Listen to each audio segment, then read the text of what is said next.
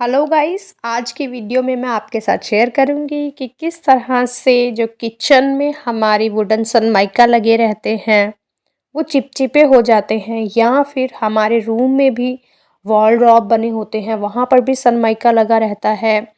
हम महंगे महंगे एक्सपेंसिव सनमाइका वहाँ पर लगा लेते हैं, लेकिन कुछ टाइम के बाद उनमें कुछ ना कुछ निशान, चाहे वो हमारे हाथों के ही क्यों ना हों, वो पड़ने शुरू हो जाते हैं और हम सोच में पड़ जाते हैं कि उसे हम क्लीन किस तरह से करें।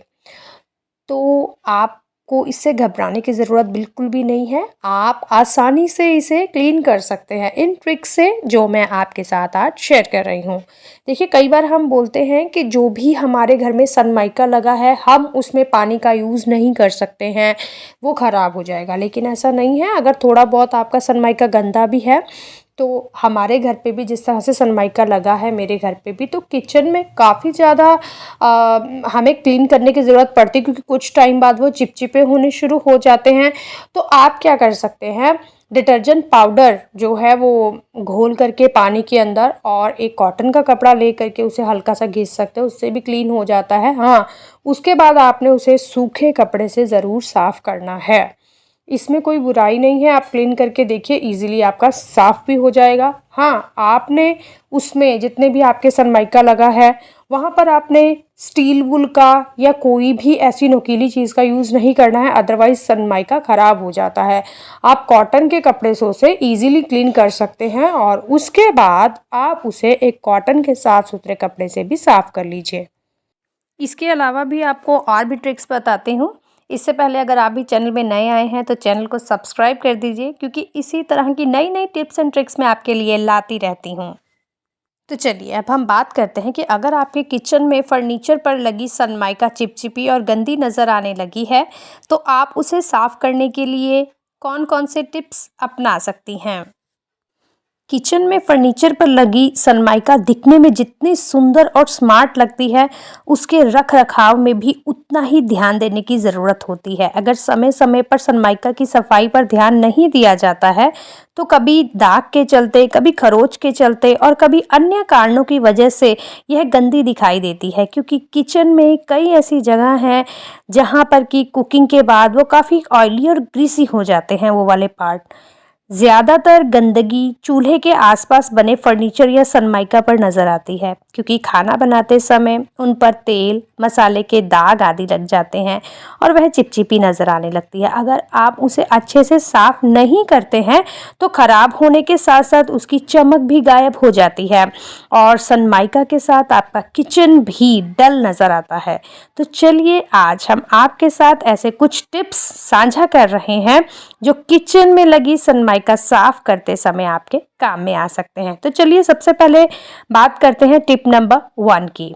सनमाइका को क्लीनिंग सॉल्यूशन से आप साफ कर सकते हैं। अगर किचन की सनमाइका पर अधिक गंदगी है, ज़्यादा गंदा है, तो इसे पहले कपड़े से आप हटा सकते हैं। गीले कपड़े से आप हटा दीजिए।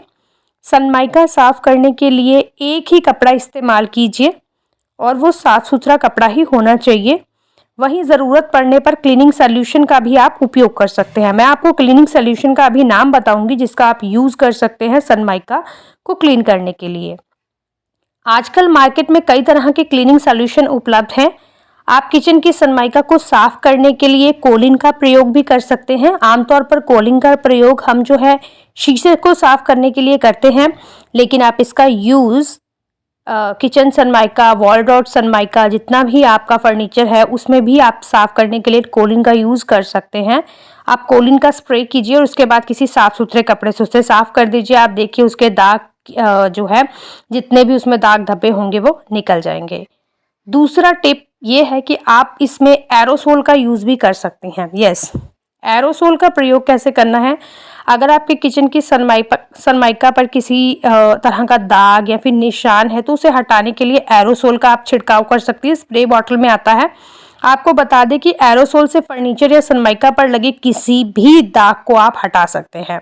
इसके लिए एरोसोल को स्प्रे बॉटल में भर लें और दाग वाले स्थान पर आप छिड़क दीजिए। कुछ देर बाद किसी साफ कपड़े से आप पोंछ लीजिए। आप देख लीजिएगा आपके सनमाइका में जितने भी दाग धब्बे हैं वो सारे ही साफ हो जाएंगे। अगर आप चाहते हैं कि आप मार्केट से कुछ नहीं लाएं, घर की चीज़ों से ही हम क्लीन कर लें तो आप टार्टर और नींबू के रस से ही क्लीन कर सकते हैं सनमाइका को। किचन में बने फर्नीचर या सनमाइका पर इंक या फिर अन्य किसी भी तरह का कोई काला निशान है या पीले दाग धब्बे पड़ गए हैं तो उसे हटाने के लिए आप टार्टर और नींबू के रस का इस्तेमाल भी कर सकते हैं। दोनों चीज़ों को आपने एक साथ मिक्स करना है और उसके बाद दाग वाली जगह पर आपने छिड़क देना है। 15 से 20 मिनट तक उसे इसी तरह से छोड़ दीजिए और फिर पेस्ट की मदद से रब करिए। ठीक है, कुछ सेकंड तक रब करने के बाद किसी साफ सुथरे कपड़े से आप पोंछ लीजिए। इसके अलावा आप विनीगर को पानी में मिलाकर भी एक सॉल्यूशन तैयार कर सकती हैं, उससे भी आप सनमाइका को क्लीन कर सकती हैं। होममेड क्लीनर बनाने के लिए आप विनीगर यानी सिरका जिसे हम बोलते हैं सफ़ेद सिरका, उसमें पानी मिक्स कीजिए। अब इस मिश्रण को स्प्रे बॉटल में भर लें और उसे डस्टर पर छिड़कें और इससे सनमाइका की सफाई कर सकती हैं। ध्यान रखें कि क्लीनर बनाने के लिए पानी और सिरका बराबर मात्रा में होना चाहिए। ऐसा नहीं है कि आप 1 ग्लास पानी ले लीजिए और उसमें 1 ढंग का सिरका डाल दीजिए, बिल्कुल नहीं। अगर हाफ ग्लास आपने पानी का लिया है तो हाफ ही ग्लास आपने विनीगर का लेना है, सफ़ेद सिरके का लेना है। अब आप हल्के हाथों से सनमाइका को साफ कर सकती हैं। इसके अलावा आप किचन की सनमाइका को साफ करने के लिए baking soda, paint thinner, ammonia आदि का प्रयोग भी कर सकती हैं। ध्यान रहे कि किचन के फर्नीचर पर सनमाइका को साफ करने के लिए आपको हमेशा किसी सॉफ्ट और हल्के ब्रश या कपड़े का इस्तेमाल ही करना चाहिए। सबसे अच्छा कॉटन के कपड़े का अगर आप यूज़ करेंगे तो आपका सनमाइका चमका भी रहेगा और उसकी जो लाइफ है वो लॉन्ग टर्म हो जाएगी।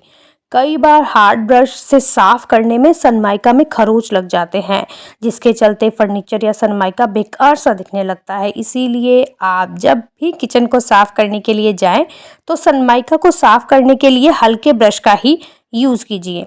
पहले तो कोशिश कीजिए कि ब्रश की यूज़ करने की ज़रूरत ना पड़े, लेकिन कई किनारे ऐसे होते हैं जहाँ पर ब्रश की ज़रूरत पड़ती है, तो आप किसी भी नुकीले ब्रश का यूज़ आप सनमाइका के ऊपर ना करें। इन टिप्स को अपनाने से पहले आप सनमाइका को नुकसान से बचाने के लिए पैच टेस्ट ज़रूर कर लें। यानी कि साइड में किसी, जैसे कि आपका सनमाइका ब्लैक कलर का है तो उसके ऊपर आप जो भी सोल्यूशन रेडी कर रही हैं उस ब्लैक कलर के बिल्कुल कॉर्नर वाले हिस्से पे लगा कर देखिए, इसे ही टेस्ट बोलते हैं। ठीक है, तो आप देखिए क्या उसका कलर तो नहीं जा रहा है, सनमाइका का नहीं जा रहा है तो आप पूरे को क्लीन उस सोल्यूशन से क्लीन कर सकते हैं। मेरे ख्याल से आप समझ गए होंगे। तो देखिए इतनी सारी टिप्स आपको मैंने बताई हैं, मार्केट से भी अगर आपने सोल्यूशन कोई लेना है वो भी मैंने आपको बताया, घर पे किस तरह से आप सोल्यूशन तैयार करें वो भी मैंने आपको बताया। देखिए वीडियो अगर पसंद आया है तो वीडियो को लाइक और चैनल को सब्सक्राइब करना बिल्कुल मत भूलिएगा, क्योंकि इससे नेक्स्ट वीडियो में मैं आपके साथ और भी अच्छी अच्छी होममेड टिप्स आपके साथ शेयर करूंगी। या आपको भी चाहिए कोई होममेड टिप्स कि आपको कोई क्लीनर रेडी करना है, बहुत ज़रूरत है आपको और आप चाहते हैं फटाफट से काम हो जाए, तो आप मुझे कमेंट सेक्शन में कमेंट कीजिए, मैं आपके लिए वो सोल्यूशन लेकर के रेडी हो जाऊंगी। Thank you so much, bye bye.